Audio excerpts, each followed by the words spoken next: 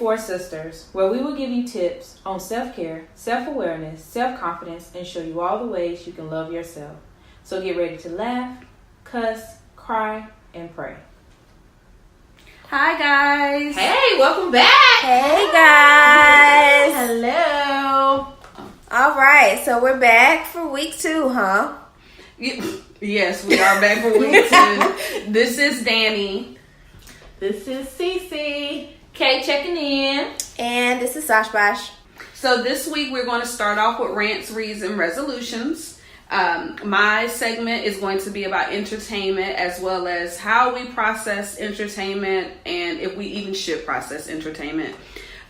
This week we're going to hit a spotlight for Omarosa Manigault. Ooh. Yes, ma'am. She got a last name? No, her last name is Manigault. Yeah, so Omarosa has been in the news. Of course, we know that she was the African American liaison to the White House, which Was she? They said she was a communications. She was the help. So Omarosa started off as a contestant on the reality show, whatever Trump's thing was, and then she moved into the Trump White House. Then she left the Trump White House. Now she is on Big Brother, spilling all of her guts, trying to make us feel like we should love her again. So again, we never loved her. In the first tense, we should like her now. So in the situation, she's pretty much been, they've been showing us snaps or like little pieces of the reality show. And in the reality show, she's been talking about how like she was scared of his tweets, and it was a nightmare for her, and she was so just distraught about how being in the White House and nobody wanted to manage him or control him and just all this other stuff. So she's kind of trying to come back or pander to the African American community. So right now I'm going to pose the question. Before you let me finish the sentence, before you speak, please process it. Does Omarosa Manigault have a chance to come back in? Can we embrace her in the African American community? I speak for the entire tribe of Wakanda when I say absolutely not. And why not? Back then, she didn't want us. Now we hot. She all on us. Like, no. I can't. Okay, so but you have. She was shucking and jiving, ain't caring nothing about us, and now all of a sudden she wants to be welcomed back. I'm all for second chances. But this would be a second chance, though, wouldn't it? No. Because when you side with that man, knowing that he cares nothing for us. But I bet y'all still watching Family Feud with Steve Harvey, and he was out there shucking and jiving and taking photo ops. Listen, I mean... No. No. He had one situation. What did you say, Cece? I don't believe, like, she's never gonna be like my role model or my best friend. I believe everybody can get a second chance, but I also believe that some people can be loved from a distance, and she can be on over there in the White House ground and just stand there, and I'm gonna be over here in my lot, and that's just, it is what it is. I thought about this, and it took a little bit of strength in my chest. I watched Scandal. And this season, and kind of last season, Olivia has been the antagonist when the whole time she's been the protagonist. I mean, she out here killing friends and killing people and their nieces, and she just out here. And then, like, last week's episode came on, and she got shot in the arm, and like she changed her life. And I was like, "Welcome back, Olivia." But so I thought to myself, like, she had her best friend killed, and I mean. Granted, this is apples and oranges because this is a TV show versus real life. But like the way I was just like, welcome back. Like, she just did something and I felt like she was apologetic. I feel like Omarosa being on this TV show isn't apologetic because she's getting a check to say these things. So you really don't know what the real meaning behind it is anyway. But my thought process is if she truly did something that made you all feel like she was like apologetic, then would it be Or what could it be that made you feel like she was apologetic? That's a different conversation. Like, right now, I don't think she is. I think, like you said, she's doing it for a check. Right. Mm-hmm. And Liv went through a series of traumatic events. So she was probably out here wilding on some PTSD mess. Well, Omarosa lost her fiance quickly and suddenly. That's traumatic, grief and loss. That's true. Yes, that happened. We don't know her background. We don't know her story. But I'm just saying, like... So then what if she told you her story and it was full of trauma? Then would that make you look at her differently? Yes, it would make me look at her differently, but it still is like you were still a part of the He Who Shall Remain Nameless administration, and I just... No. Those are her people now. Started from the bottom. Then she just gonna have to start from the bottom. Yeah. And come on up. You just not gonna be here when you was over there 5 minutes ago. Right. So she just like So there is so what y'all are saying is there is a chance somehow if she starts from the bottom and really shows us, not because it's money, but because she truly wants to get back into our good graces. Not us as in our podcast, but like African Americans, Wakanda forever. But then that means she truly could come back to the cookout. Yeah. Okay. So she can bring the potato salad if it's good. She can't. Let her bring a pound cake and call it that. She can bring a pound cake. She can bring the sodas. Everybody say, take a drink. Let her bring some cups, like... She can bring the paper plates. You got to earn to bring a dish to the cookout. You right. And she can't invite nobody with her. Like, you come by yourself. Okay. You don't get no plus one. And the petty in me is gonna side eye her regardless, so... But y'all said she can come. So it sounds like the moral of the story is that Omarosa, despite how horrible of a person we all see her as, like she's pretty much a villain. I'm not gonna call her a horrible person. That's harsh. She's put herself out there, and then with the media, it just don't help the situation because the media will take something and just run with it. So she might be a nice person, Just unfavorable. right? Okay, well, a supervillain. So what I'm hearing you all say is that she is at a point where if she starts from the bottom and works her way up into our good graces and is truly apologetic from like the sincerest part of her heart, then we will welcome her back. Maybe not with both arms, but maybe with like a little church pat. That might be pushing A it. little church pat? Okay. I'll speak. All right. With a side eye, but you gonna speak. I'll speak. Okay.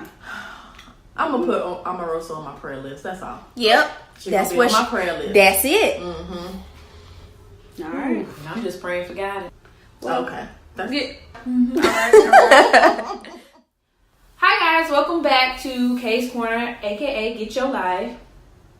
Okay, this week we're gonna do 5 different love languages. I think it's important for us to be able to understand how we give love and also how we receive love. So we're gonna break down the 5 different ones and give definitions and scenarios of how you may fit into one category or another, or multiple categories.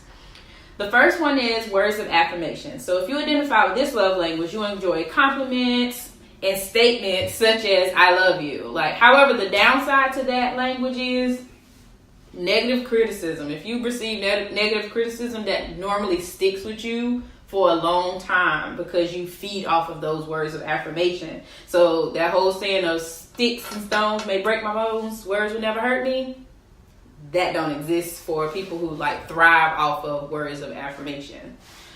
The next one is quality time.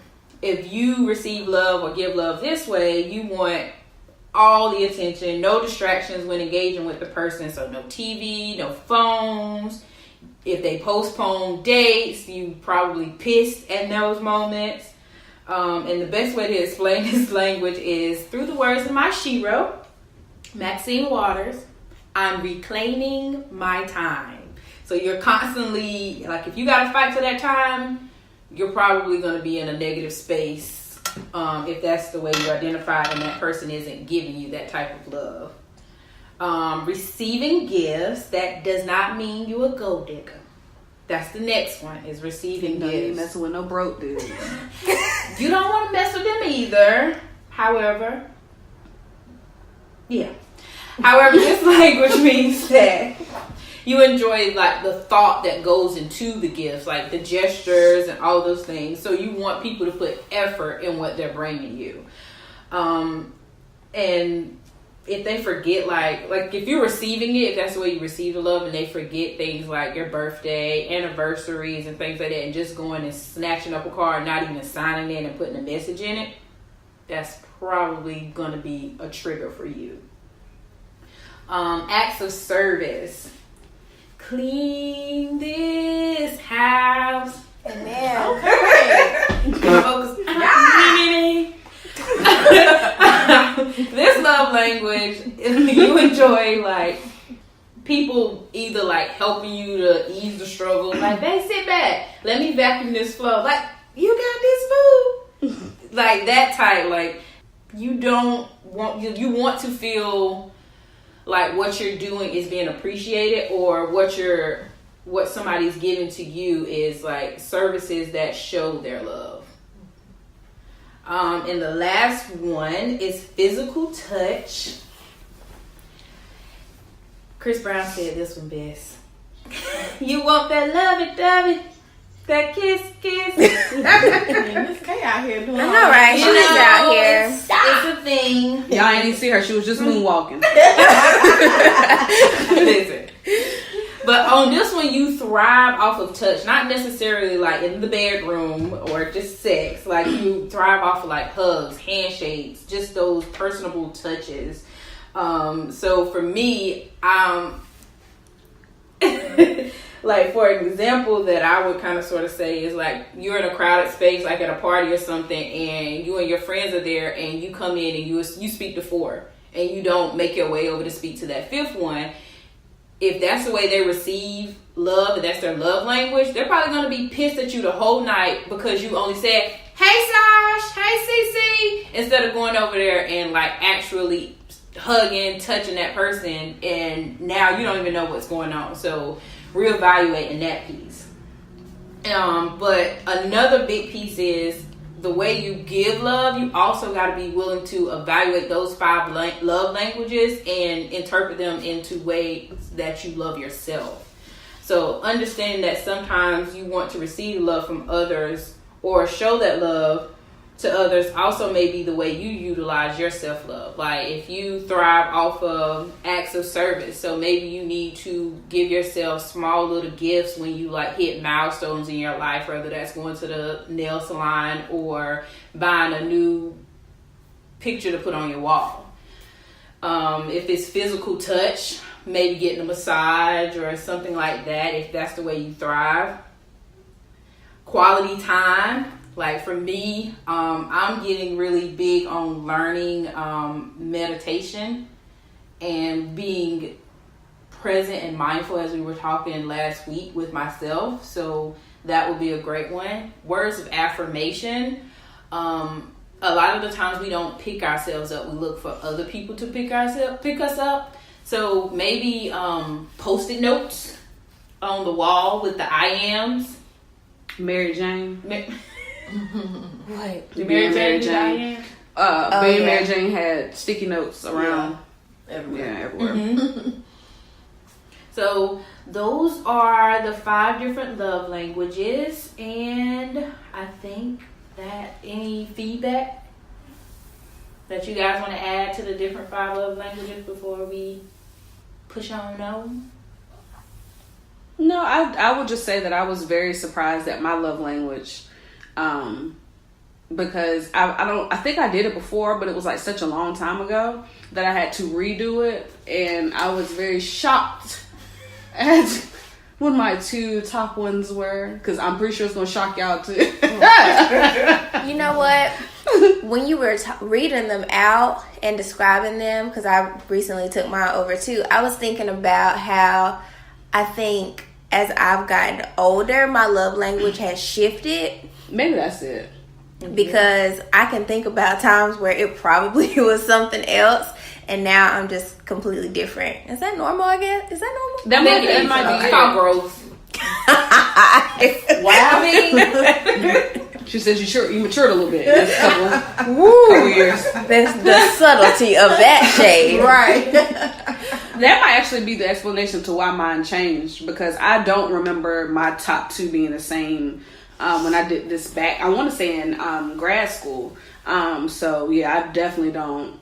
I definitely think it's based off of the fact of growth and maturity. All right, guys. Thank you for tuning in this week's Kay's Corner. Get your life.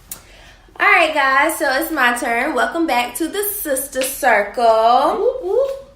And so, as you know, my segment is pretty much our weekly girls talk about an important topic or issue that impacts us. And so, our topic this week, as Kay introduced, is love languages. So that's what our discussion is going to be about. So I've got a few questions for us. Question number 1 is what is your love language? Well, I'll go first.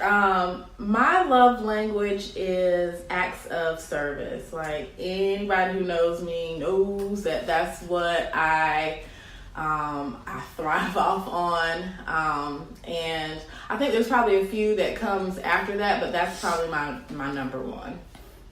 Thank you, Miss CC. What you got, Miss K? Mine, I had a tie for acts of service and positive affirmations. Like, I like to hear that I'm doing a good job, even if it's from me. Yes. Mine was quality time, which what? But didn't even know that. And it's pretty much just saying that you can tell me anything or do anything for me, but I like your undivided attention. So yeah, that's mine. Okay. So mine, I had 2. Mine was quality time. Because, I'm one of those people where it's like, you could say that you care all day, but like, I need to know that you're putting the time in, you're putting the work in. That's important to me. And my other one surprised me a little bit is acts of service. But I think it's because I'm at the age now where it's like, help a sister out. Like, I'm out here being a shero, like, show me that you can kind of like step up and do some things for me without me asking. So, cool. Question number 2. How do you show love to other people? Whether that's a romantic relationship or friendship or family relationships, like what is your way to show love? I'll go first on that one. All right, Ms. K. For a while, I thought my love language, the way I show, which it was act of services, but I think I got burned out over time because people weren't receiving it the way I expected them to receive it, or they were, in a sense, I guess, not appreciating it, and overusing my act of service. And I think, so as I grew, I think I leaned more towards like giving people more positive affirmations, and that's how I share it now, and being that person. Like last week, Sasha, I think you were talking about giving people the space to heal themselves. So giving them that encouragement to help them along the way, I think, is what I lean towards now. That's what's up. What you got, Cece? Well, I think acts of service is something that I do, but for me, I realized that, I think there's a part of that question was, is it across the board in romantic and friendships? And I'm starting to learn in this, even though I've been married forever, that acts of kindness isn't the way that I need to show, or it's got to be a little bit different. So I sort of have to mesh with my partner, and so therefore my love language shifts a little bit. Okay. So, yeah. I would say that one of my issues, because it's not a good thing, but I would say one of my issues is that giving gifts, on the opposite side of receiving gifts, giving gifts is, and acts of service is one of the things that I do way too much of. My way of showing people that I love them is to do things for them, whether it's to give them things or to, spend time or, whatever it is. And I think that, as Kay has addressed, it kind of gets you to the point where you burn out. I would like for it to be quality time, just like being present with someone. However, I have not gotten out of the, that rut of being stuck doing stuff and acts of service for other people. So I guess my goal in this would be to change it to quality time versus like gifts and, etc. Okay, so I think this question was hard for me to answer because I think that I can be really empathetic. And so a lot of times the way that I show love has to do with what I see that person needs, or what I think that they need. And so, but I guess overall it is a kind of a tie between acts of service, because I like to fill in those gaps for people in their life that I see. And then the other one is quality time. Like, I'm not big on gifts, giving gifts to people because I'm kind of awkward and I overthink it. But I really do a good job of like saying, hey, do you want to go have dinner, or do you want to come over and us have dinner? I do cousin weekend with my cousins like once a month just to make sure that we're spending quality time. So that's mine. Part 2 of that question is, do you show love to your friends the same way that you show it to like a partner or a significant other? Okay.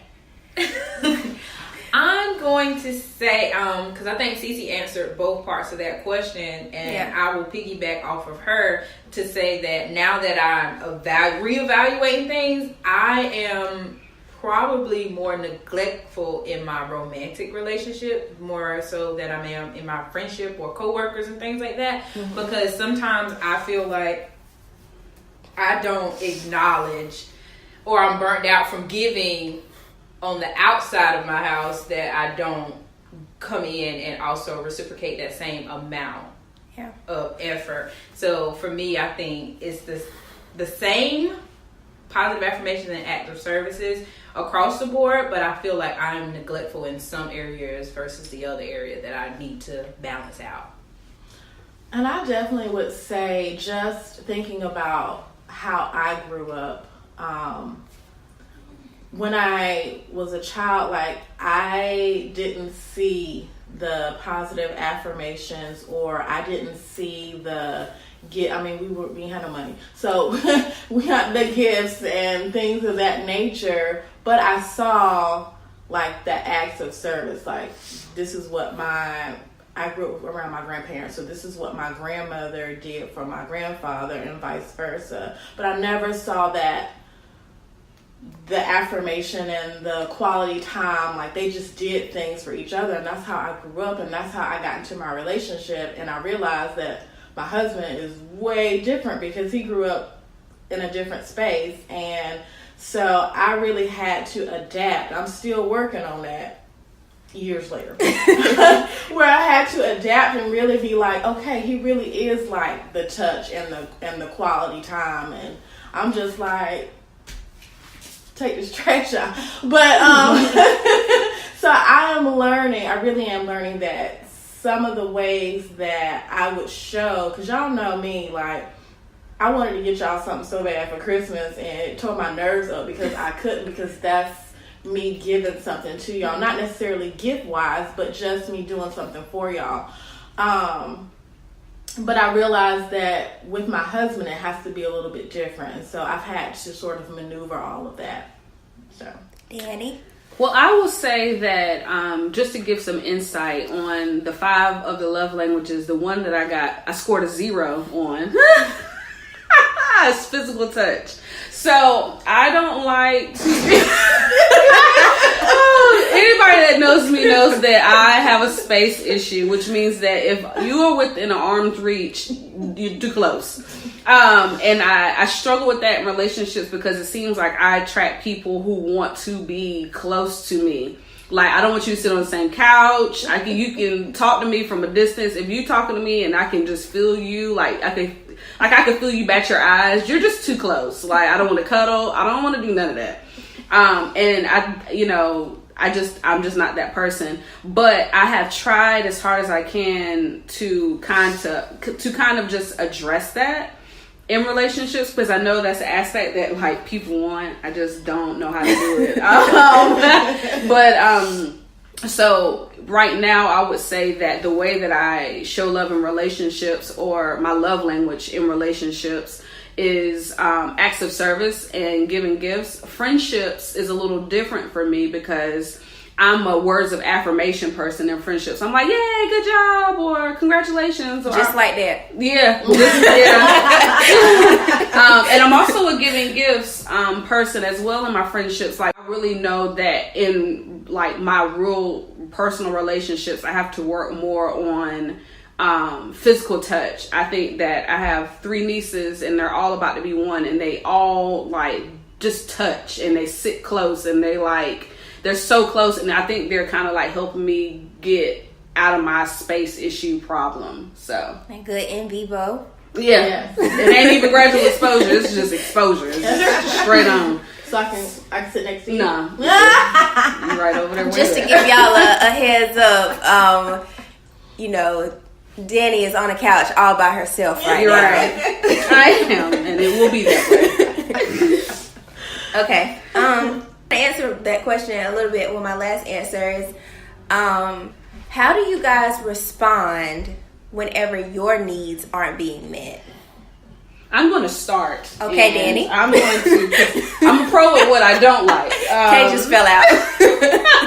I'm a pro at what I don't like. When my needs are not being met, there's a slow, gradual process for me. I try as much as I can to communicate. I'm a communicator. If I express to you something that needs to be done, I will communicate it to you until I'm blue in the face in 1,000 different ways. If that first step does not work, then the next step will be, okay, I'm going to do it, and I'm going to mirror the behavior that I want you to see. So I'm going to do it, show you what I wanted you to do. So say, for instance, if it's laundry, I'm going to show you need to separate, the pastels from the whites and the blacks and the darks and etc. So I'm going to show you what I want you to do. Then if you still are trash as an individual, then what I'm going to do, because that's really what it is. If you are still trash as an individual, then what I will begin to do is shut down. And once I shut down, that is the demise of the communication, because I don't want to hear you. I don't like excuses. It is what it is. I don't want extra. And then once I shut down, then I become super aggressive. Like I turn into the Hulk. And I might, just flip the building over. But my thought process is it takes me a long time to get there. It's not like it happens in like a day or two. I really try as hard as I can for as long as I can. But if you do not meet my needs, then there is a gradual process. And it becomes a very aggressive process towards the end. So. Okay, Cece. Well, I generally don't know how to do that. I am a non-confrontational person, and so when my needs aren't getting met, I generally don't say anything about that, and I sort of let it go, and sometimes I let it go just depending on what it is, but sometimes I just sort of suffer in silence. And that's something that I know that I'm working on, and I know that I have to. But yeah, I'm not good at expressing what I need, and if my needs aren't getting met. So when you're suffering in silence, how are you coping with the fact that that need isn't being met? A lot of tears. I'm very emotional, and I think that it's something that's inward. So yeah, I do a lot of crying, but I also try to do a lot of praying and just sort of trying to figure out. But I know that that's not always not praying is not, I'm not saying that, but just not being able to express yourself, that's not very healthy. And so I'm working on that communication piece as far as like, okay, this didn't feel good. Let's talk about it, and let's talk about why. So I'm growing. That's what it is. What about you, Kay? Well, I'm gonna add this and say this was a rude question, Sash. Because it made me go into a little deep thought and look at how explosive I can be sometimes. What? Now, you remember how she was when she was pregnant? Yeah. Danny, she has steps. It takes her a long time to erupt. For me, after a few times in that day, Oh, okay. you don't She said respond the way that I need you to respond. She said this is swift. I shut completely down. And I need people to understand. My husband, he has gotten this thing down pat that he just gives me space. You can't continue to talk to me when I shut down. When I shut down, I need to get in my closet somewhere by myself so I can process in my brain what the hell just happened. Mm-hmm. If I can't, I'm going to act a fool. Ooh. I'm going to act a pure fool. I don't destroy things or anything, but my words can and I know that they can be reckless sometimes, and it's like trying to stuff it back inside of a toothpaste tube when I'm at the end of it because I can't take none of it back. Yeah. Mm-hmm. Woo, child. I was having flashbacks while you were talking. Like, So I would say that, you know, as usual, me and Kate are very similar in that, because when my needs aren't being met.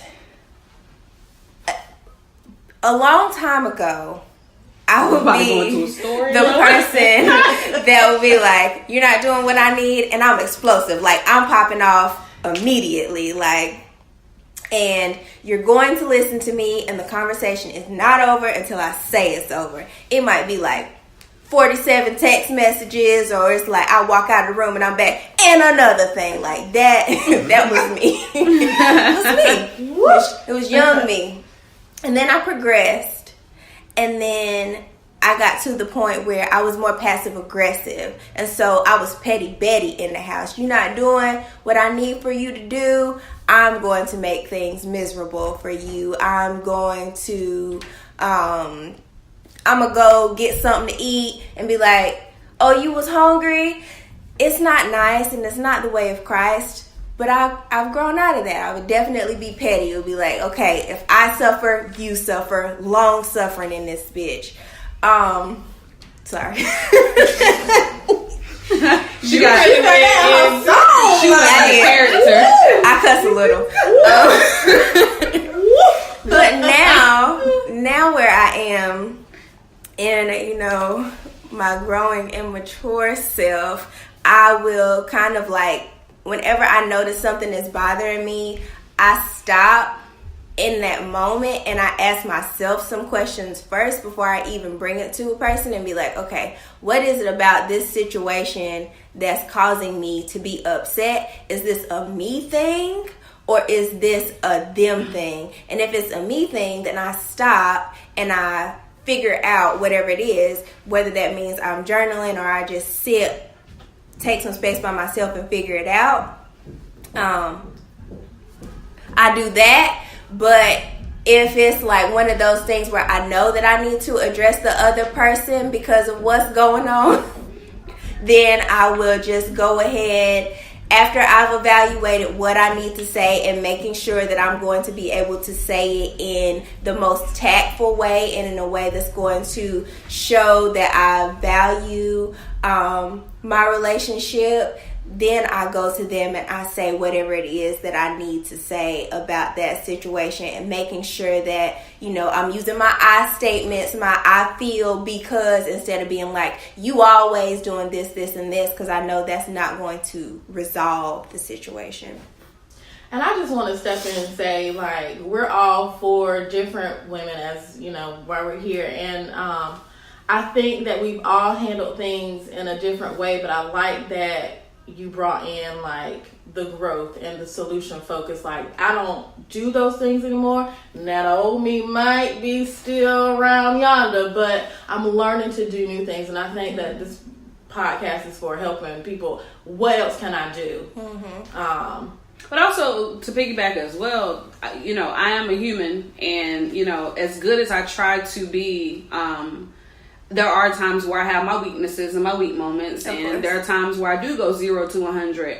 And I think that you sometimes just have to learn the lesson in it. If you snap and because you're a human being, that there just may be a trigger that just hits you and you can't control yourself. I think the important part of it is to, you know, step back, reflect, and figure out what it is that drove you to that behavior or that action, and then being able to, you know, incorporate that lesson into your life. Because, you know, you're human. You're going to, you know, snap. You might be triggered. But I think the growth moment is being able to say, that's not what I want to do again. How do I change my behavior? Yeah, and don't get me wrong, like, it's still some things that I have to, like, I might go off on, or, you know, it takes me a minute to collect my thoughts. But I will say, to even get to the point where I am now, it was like a lot of tongue-in-cheek moments where I had to, like, apologize and be like, oh yeah, you right. That was messed up. Or, like Kay said, whenever you say certain hurtful things to people, you can't get it's it back. out there and you can't take it back. And I think that was one of the things that made me want to change, was like, I was really out here being a fire-breathing dragon with my words, and losing relationships and losing people, and having to go back and say, like, I'm going to be out here as a Lone Ranger if I keep acting like this. So. Okay. Okay. So, what is your self-love language? Okay. For me, it's positive affirmations. For a long time, I'm like Cece. We didn't have coins, and we still collecting the coins and trying to get there. Hallelujah. Have those acts of service.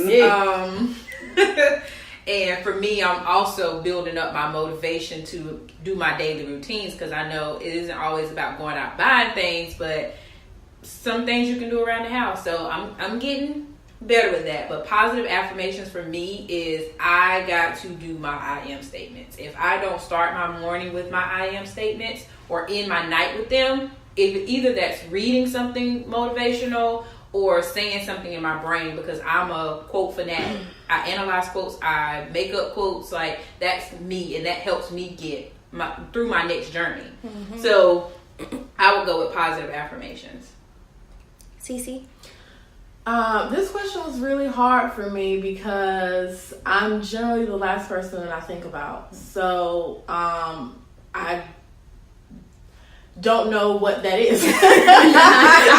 I'm too broke to give myself gifts. No, but I'm usually the last person I think about. But what I am learning to do is I'm reading more, trying to spend some time with myself so that I make that time for myself.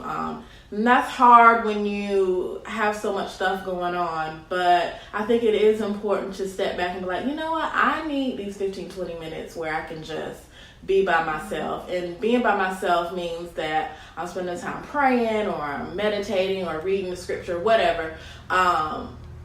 So I'm working on that and trying to make sure that I'm putting some time for myself so that I can continue to do for everybody else. All right. Danny? I would have to say I have a tie. I am a receiving gifts person. I have to, have my pedicure, get my eyebrows done, nails, stuff like that. Go as well thrifting. As thrifting. I mean, at one point I was losing my mind because there were like whole years where I would just go like excessive in certain things. Like I would hyper focus on like buying purses, and like a whole year I would buy like 30 purses. Or like 1 year I would buy like 50 scarves. So 1 year I would buy like 100 pair of shoes. Yeah, you're right.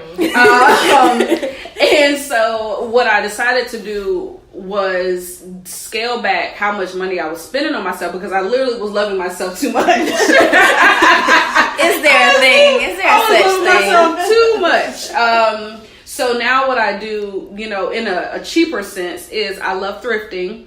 So I go thrifting and I set a budget of like maybe $20. Or if I go to 2 stores, I may, set a budget of $40. So, and I don't do it every week. And so what I would do is, set a thrifting budget, and I would just go and that's my way of shopping, but like shopping on a budget. And it also shows your creative side, because a lot of times I'll buy stuff for my house, or I'll, buy something. I'm like, oh, I'm gonna use it or create this, etc. So, and I still do my bi-weekly pedicures. So receiving gifts is a big thing for me. And then the other one is quality time. And a lot of that is because I don't like being around people. So, I just like to, kind of just chill out, by myself. I binge watch a lot of shows by myself, but quality time is just like me sitting and being present and just like being with myself and understanding that I'm fine by myself and I don't have to be surrounded by, 60, 70 people in order to feel comfortable. Which is a big difference for me, a lot of growth. So I will say that quality time and being by myself and receiving gifts, but like on a smaller scale, are my two ways I show myself love. So this question was super easy for me because I spend a lot of time by myself, loving on myself. That's kind of been like my thing for the past year and a half, almost 2 years.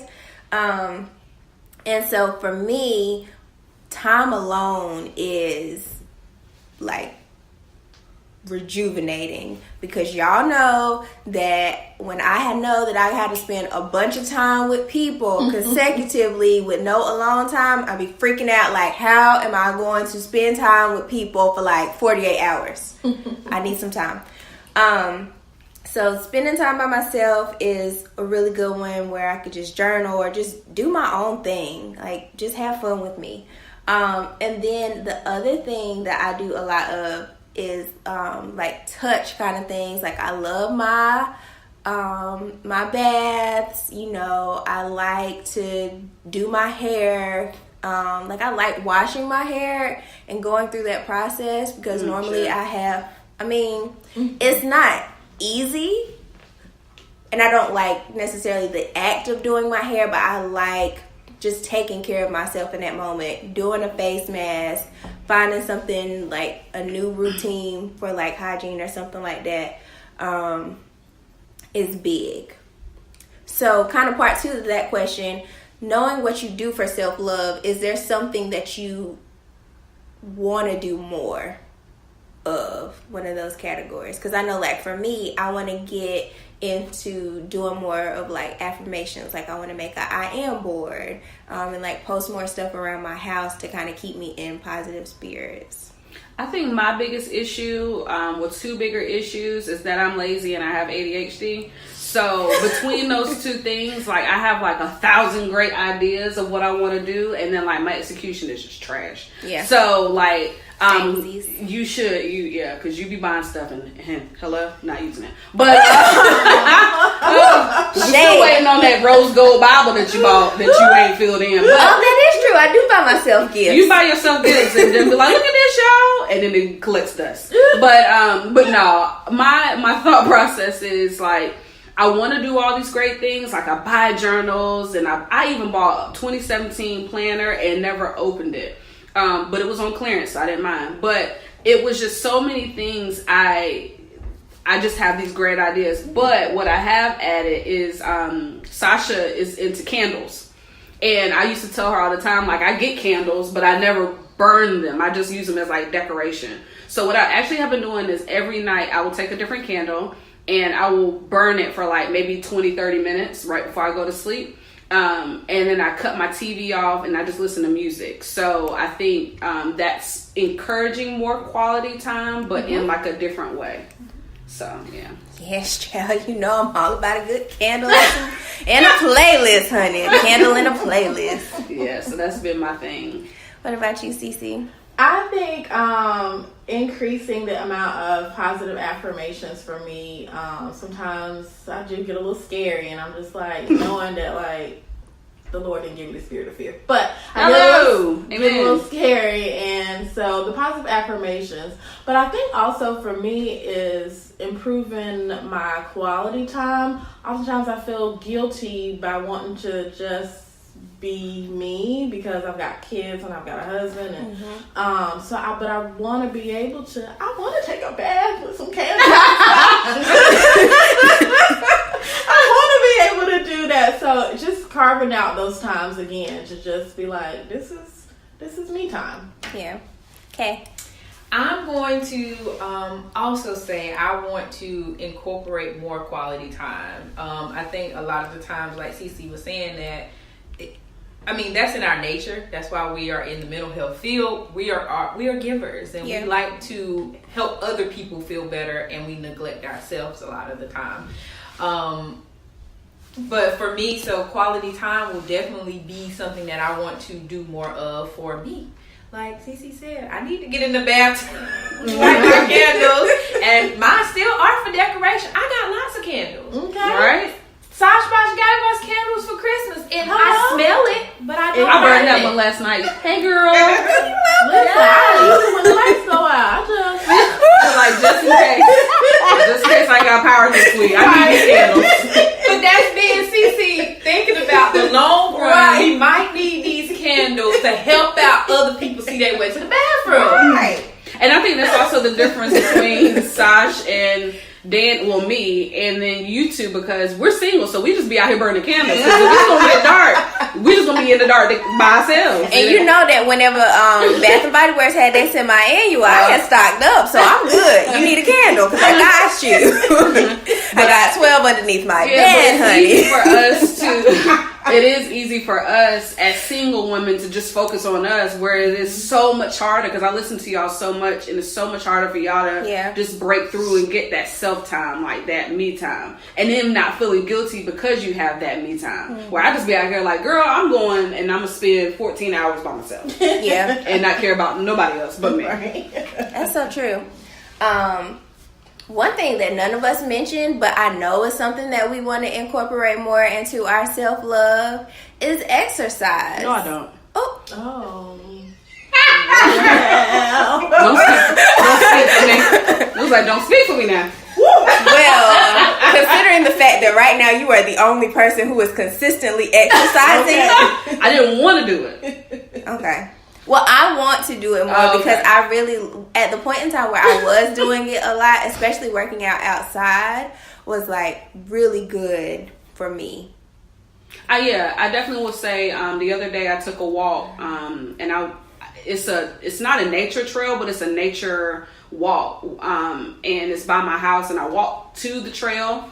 I walked around it 5 times, and I walked home, and it was one of the I think they say you're closer to God when you're in nature. And I truly feel like I have the best conversations with him when it's just me and my headphones and just quiet. Yeah. So I definitely walks, but not like when I be in my house trying to do crunches and stuff. None of that.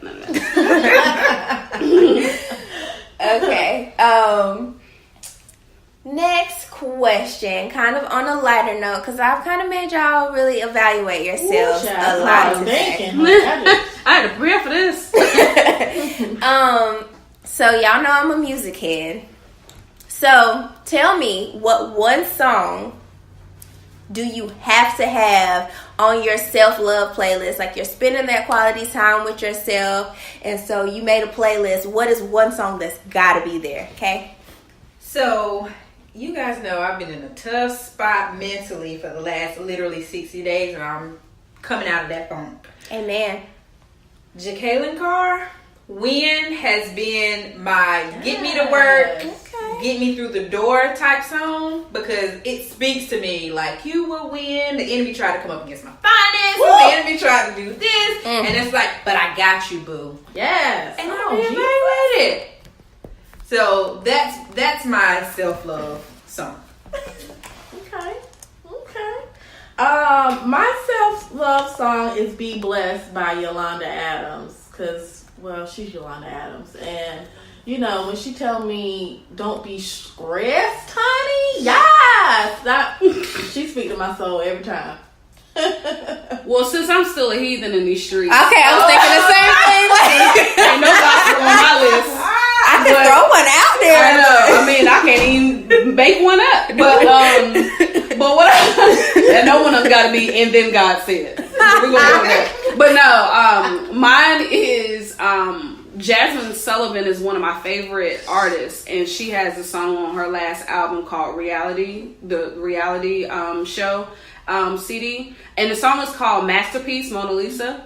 And I listen to that when I'm in those moments where, like, you know, you wake up in the morning and your jeans don't quite fit like they did the last time you wore them, or, you know, you rip a pair of pants. And I did that like 3 times in 1 week. And I was like, Jesus, are you telling me something?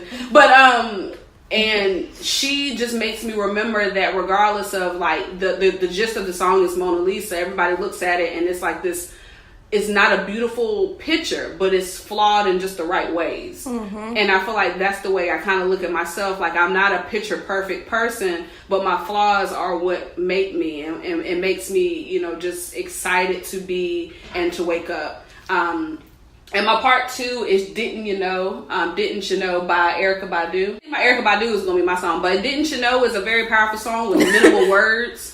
And she's just talking about, like, all the mistakes you make in your life, and you go down the wrong path, sometimes willingly, and you go down the wrong path, but you always have that grace of God to come back and say, you know what, I'm gonna go down the right path and I'm gonna do it right, and my mistakes don't make me who I am today. So Yes. See, I can do well without no gospel, honey. Oh, Yes. I was gonna say, 'cause I'm about to do my songs are also not of the gospel. Sasha got trap songs on her. Shut up. No, I do not. My first song is by one Beyonce Giselle Knowles Carter. Yes, and ma'am. it is called Me, Myself, and I, the Formation Tour version. Okay. When she hits that, Me, Myself, and I, honey, in the middle, child, if you want to see a thug cry on a low day, I be in here like, yes, child. All my ladies, if you feel me, help me sing it out. That is my jam. Yeah. Because I think, like, you know, y'all know I'm on my self-love kick, and I'm not even going to start preaching, but, like, it is so important for you to just really have a relationship with yourself first. So I really be in my bag when Me, Myself, and I comes on. It's on my self-love playlist. And then my other song is by India Ari, and it's I'm Not My Hair. Girl, man.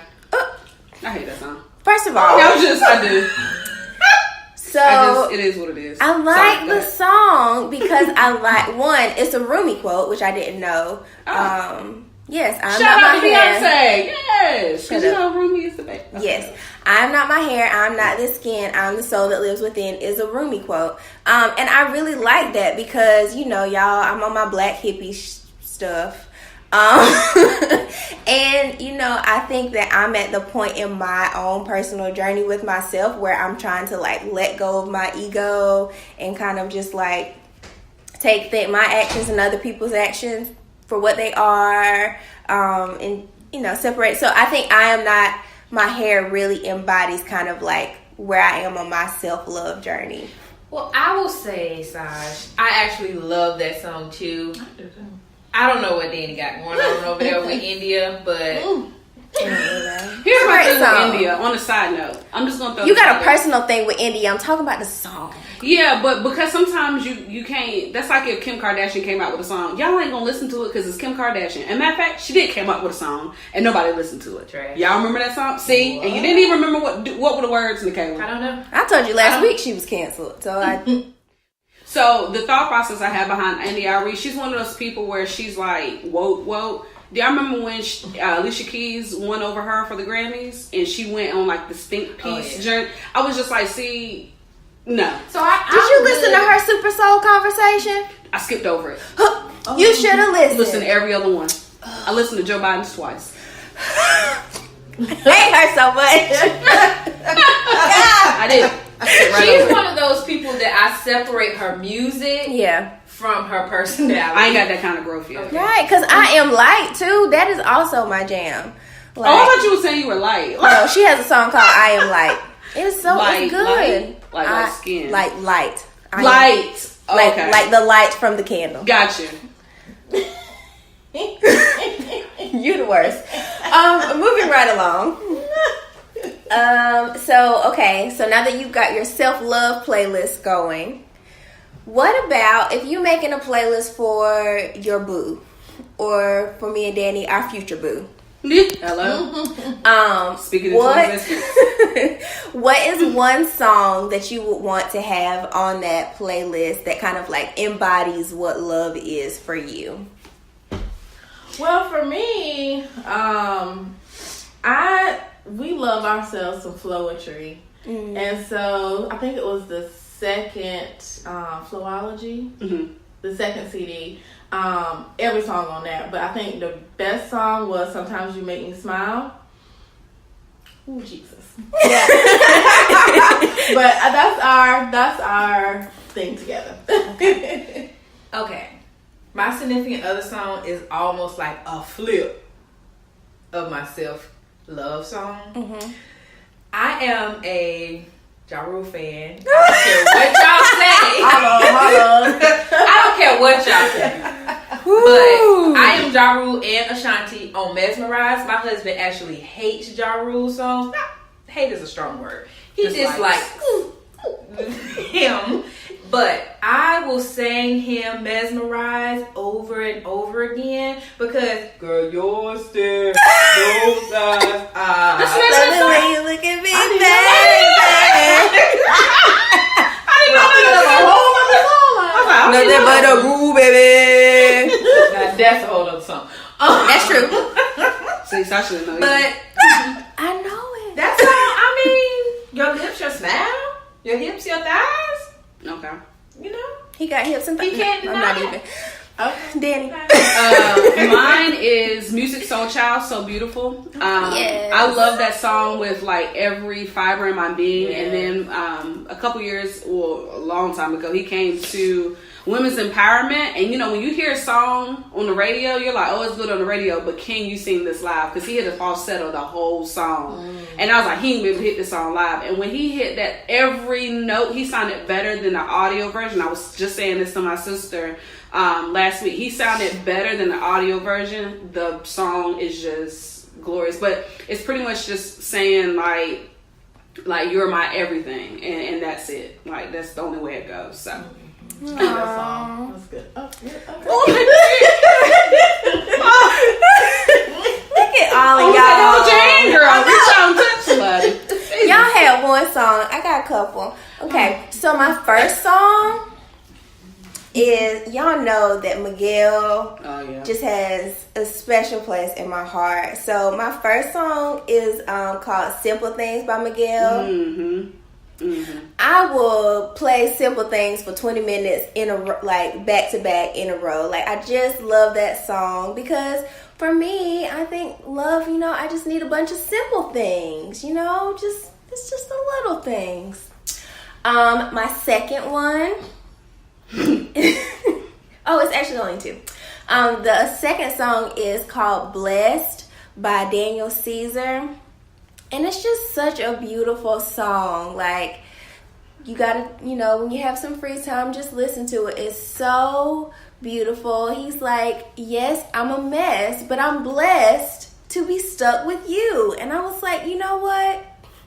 Young man, whoever you are out there, we are both going to have our flaws, but the blessing is that we found each other. So I love that song. No. I am not. No, ma'am. But I will play it for you after this. So yes, those are my two songs. I actually had another one, but I didn't know if y'all were going to judge me or not, because this song came out in 1997, and I don't know how many people really was listening to I it. gave you Ja Rule. Yeah. I mean, I've been a music head my whole life. So mine was Welcome to Our World. Timbaland and Magoo had a album, a compilation. It had like Aaliyah, and they had this group. Genuine was a part of the group. Missy. But there was a song by Player. Well, it was Genuine and Player, and it's called Joy. And first of all, Genuine sings them. Yeah, go and Google it, girl. Go and Google it for everybody in the podcast world. But the song is called Joy, and I swear since 1997, because I have it on a CD single. Danny, you be taking us back. Like I do. I have it on this. Actually, I have it on the cassette single and the CD single. Ooh. But I have it on the cassette single. But I don't have no cassette player, so that just kind of went to the wayside. But you used to sit with your cassettes and just record stuff off the radio. yeah, I did actually. Those are I the still got original those mixtapes. Yeah, I did. But that song really is. It's. Now I will be honest. It does have like a sexual undertone, but you can kind of make it not. But it was one of those songs where like I can listen to it over and over again because he's talking about like the joy that he wants to bring you versus like, you know, just don't worry about anything. I want to bring you joy. That girl, ooh. Hey. Amen. Y'all want to know some ratchet, some ratchet mess? So, Jay Holiday is problematic right now, but You said manic?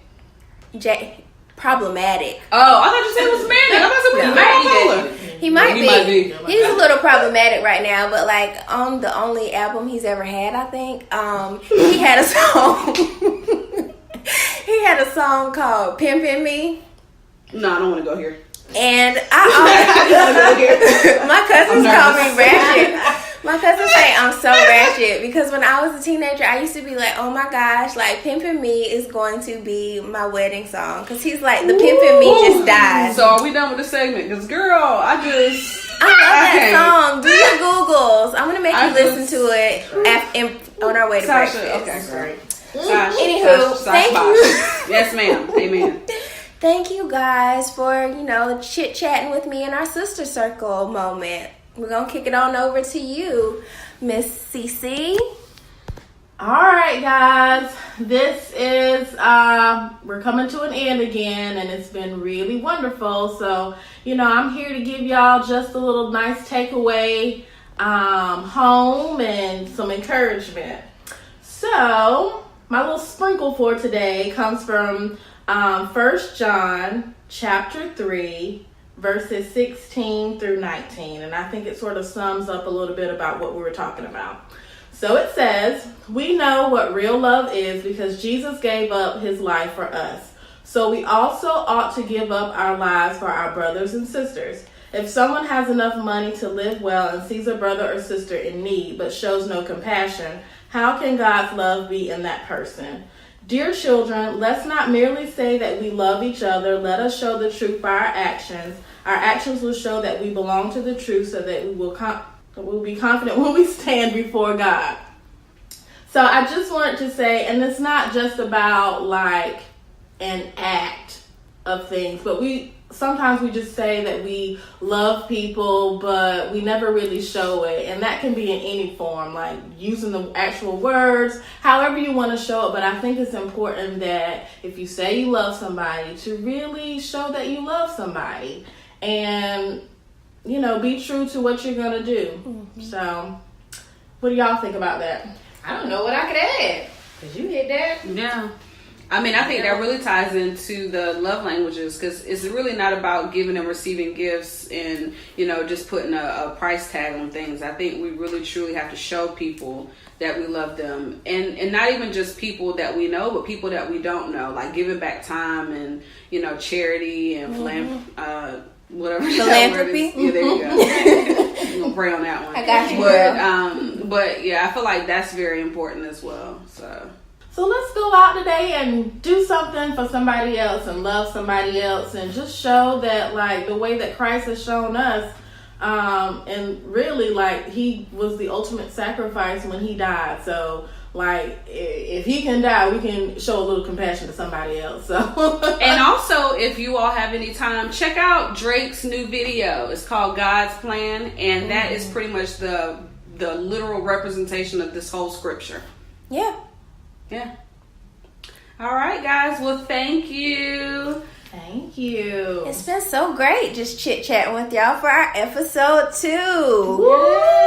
We got a lot of love when we dropped our first episode yesterday. Thank y'all so much for all of your comments and messages and shares. It really means a lot to us.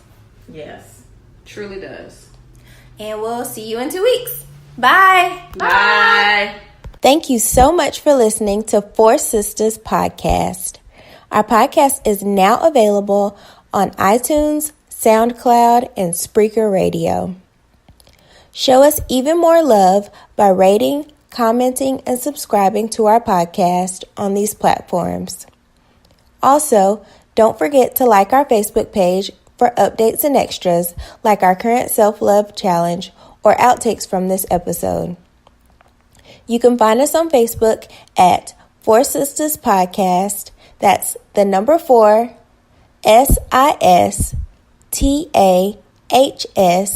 Podcast.